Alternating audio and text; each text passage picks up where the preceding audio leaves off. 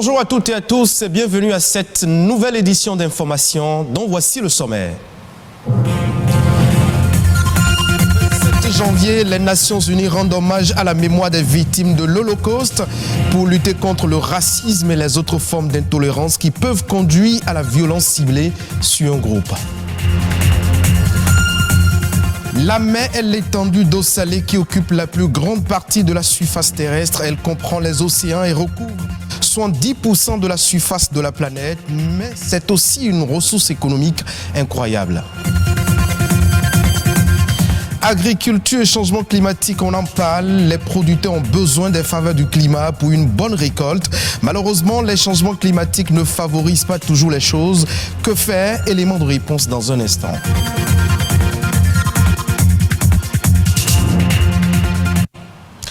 27 janvier, une date souvenir dans la mémoire de l'humanité, une journée dédiée chaque année à la mémoire des victimes de l'Holocauste. Une tragédie sans précédent de l'histoire de l'humanité, marquée par une tentative systématique d'extermination des Juifs et de nombreuses autres personnes. Aujourd'hui, les Nations Unies honorent la mémoire de ces victimes et invitent chaque pays à lutter contre l'extrémisme, la xénophobie, le racisme, l'islamophobie et l'intolérance, nous dit Josué Daniel Sosa dans cet élément. Qualifié de crime contre l'humanité, l'Holocauste est considéré comme un paradigme de l'ensemble des violations des droits de l'homme. C'est en souvenir de la libération du camp d'Auschwitz que les Nations Unies célèbrent chaque année le 27 janvier la journée de la mémoire de l'Holocauste et de la prévention des crimes contre l'humanité. Cette résolution rappelle les droits et libertés associés à la Déclaration universelle des droits de l'homme, sans distinction aucune, notamment fondée sur la race, sur la religion ou sur toute autre condition. Elle rappelle également le principe fondateur des Nations Unies dont la création est liée à la défaite du régime nazi. Cette journée encourage les États à promouvoir des projets éducatifs et à protéger les lieux de mémoire liés à l'Holocauste. Elle condamne toute manifestation qui viserait à sa négation, l'intolérance religieuse et enfin s'engage à promouvoir un programme au niveau des Nations Unies afin de perpétuer la mémoire de l'Holocauste et empêcher qu'un tel événement se reproduise. Lors de cette journée, la réflexion permet d'aborder des valeurs fondatrices de l'humanisme comme la dignité de la personne ou le respect de la vie d'autrui. Le rôle crucial de tous ceux qui ont contribué à protéger et parfois sauver les persécutés est valorisé. Dans les établissements, des manifestations ou activités spécifiques sont organisées. On peut citer entre autres des ateliers pédagogiques, des débats autour d'un film, des expositions, des représentations artistiques et des visites d'un musée ou d'un lieu de mémoire. Il convient alors de prendre toutes les mesures pour prévenir les événements dévastateurs ayant marqué le monde. Il s'agit ici de l'Holocauste, des génocides, des épurations ethniques, des violations massives des droits de l'homme et des valeurs fondamentales. Je le disais dans les titres, la mer occupe la plus grande partie de la surface terrestre. La mondialisation des économies repose sur la libre circulation des flux maritimes. C'est par la mer que transitent 90% des marchandises échangées dans le monde entier. Aussi, 30% des hydrocarbures consommés dans le monde proviennent-ils de la mer? C'est un véritable enjeu de trafic maritime et de la navigation.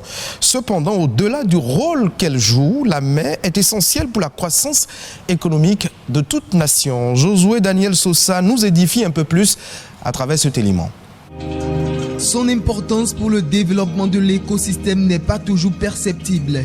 La mer joue un rôle important dans la croissance économique de toute nation. Elle couvre une grande partie de la surface du globe. Notre survie sur Terre en dépend. En matière de biodiversité, il y a plus d'espèces au niveau des mers que dans les océans. Parce que c'est interne au continent.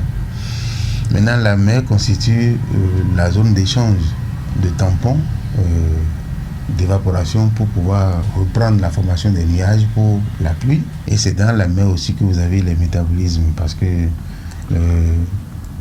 fournir beaucoup de CO2 dans l'atmosphère, ça passe aussi par la mer. Il y a aussi la quantité de sel que nous avons au niveau de la mer qui est très utile. Vous allez voir qu'à des moments donnés, on conseille aux gens de consommer ce type de sel-là. Les avantages sont vraiment énormes. Des avantages qui ne cessent d'accroître au fil des jours, notamment dans le secteur des transports maritimes. Environ 80% des marchandises du commerce mondial transitent par la mer. Elle devient ainsi le premier mode de transport avec plus de 9 milliards de tonnes de cargaison chaque année. La mer constitue le seul élément qui permet de transporter les marchandises de poids très élevé. Tout ce qui est fabriqué en Europe et autres, tout est envoyé dans les pays en développement par la mer. Donc le transport maritime constitue un grand rôle dans le développement économique de toute la nation. Vous allez voir que s'il n'y a pas ce transport-là, il y aura vraiment des problèmes sur le plan économique. Je voulais lancer, comment on appelle, pour que nous puissions, à chacun à son niveau, puisse vraiment protéger la mer et éviter vraiment d'aller déposer n'importe quoi dans la mer. Protéger la mer des déchets est la seule solution qui s'impose à l'humanité pour sauvegarder l'environnement. Pour l'heure, l'Organisation maritime internationale OMI a adopté et continue d'élaborer des mesures pour diminuer les émissions de gaz à effet de serre provenant des navires et réduire la quantité de déchets marins. On parle à présent de l'impact du changement climatique sur l'agriculture. Les changements climatiques constituent en effet une menace croissante sur le secteur de l'agriculture. Des conséquences négatives sur la production agricole et sur les moyens de subsistance des agriculteurs, des forestiers et des pêcheurs se font ressentir dans de nombreuses régions. Comment les agriculteurs peuvent-ils vivre avec cette situation? Élément de réponse dans ce reportage avec deux agriculteurs. L'agriculture et le climat sont deux concepts indissociables. Alors que l'un dépend inévitablement de l'autre, il est à remarquer que ces dernières années, le climat a subi de profonds dérèglements.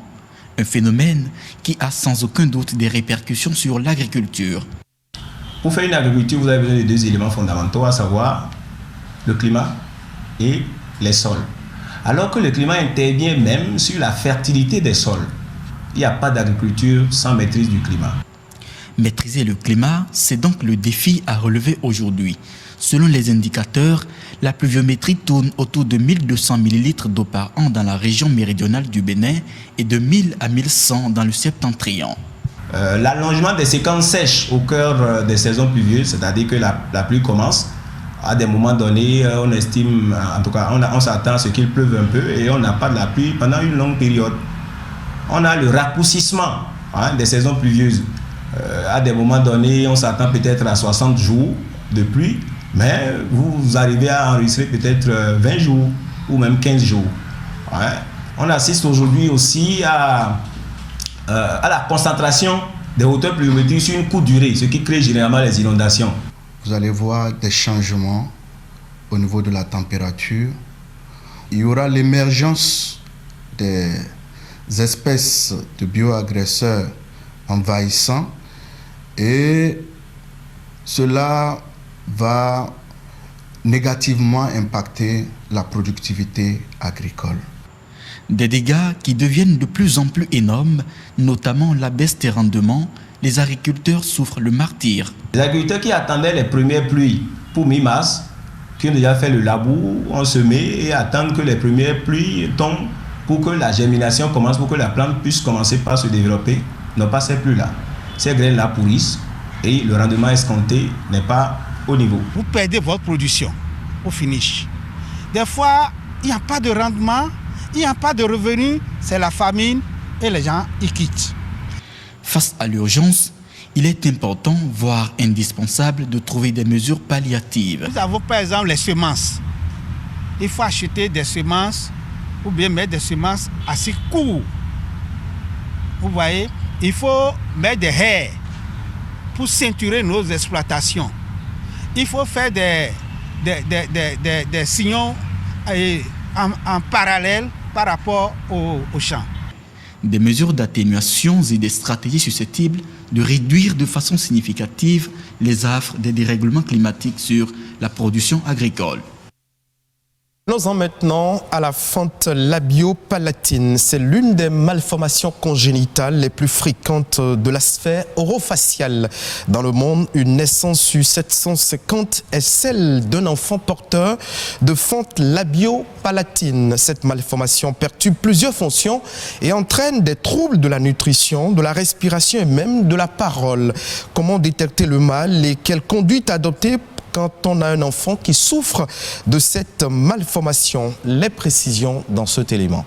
Il est reconnu que les malformations chez les enfants rentrent souvent dans le cadre des grossesses, soit précoces, chez les filles qui ont eu, les filles mères, les personnes donc âgées de 15 ans, ou bien souvent chez des femmes qui sont tombées enceintes au-delà de 40 ans d'âge. Il en est de même pour l'homme. L'homme qui se marie un peu précocement, qui fait donc enfant avant 15 ans, court aussi le même risque, ainsi que aussi les hommes qui sont au-delà de 40 ans. Pour les femmes qui vont régulièrement en consultation, leur gynécologue obstétricien devrait normalement leur faire une échographie au moins 4 fois. Mais l'échographie au 2e trimestre de la grossesse permet de voir ces fentes qu'on constate au niveau des lèvres de ces fœtus. Il n'y a aucun médicament à donner de façon particulière à un tel enfant. Mais il y a quand même à apprendre aux mamans, selon la gravité de la fente labio-palatine dont souffre leur bébé, la manière de téter cet enfant pour que l'enfant n'inhale pas le lait, n'inhale pas la bouillie et consort. Il y a une manière particulière de les nourrir et cette manière, les pédiatres savent bien le faire, les puéricultrices aussi savent bien le faire. Parlons toujours santé, mais cette fois-ci de coronavirus. Au Nigeria, près d'un tiers de la population ne se montre pas favorable pour recevoir le vaccin contre la Covid-19, pour laquelle une campagne de masse se prépare à travers le continent. Une enquête réalisée sur l'ensemble des 36 États qui compose le pays a révélé que 16,7% de la population du pays ne croit pas du tout en l'existence de la Covid-19, tandis que 14,4% des Nigérians ne sont pas sûrs que la maladie soit réelle. Au total, 31,1% des Nigérians ne croient pas ou doutent de l'existence du coronavirus. En revanche, 68,8% des Nigérians pensent que le virus est effectivement réel. Cette enquête a par ailleurs révélé que 63,3% des Nigérians sont opposés à un nouveau confinement. C'est la fin de cette édition d'information. Merci de votre fidélité. Retrouvez cette édition en replay sur le site de l'ORTB, www.ortb.bj.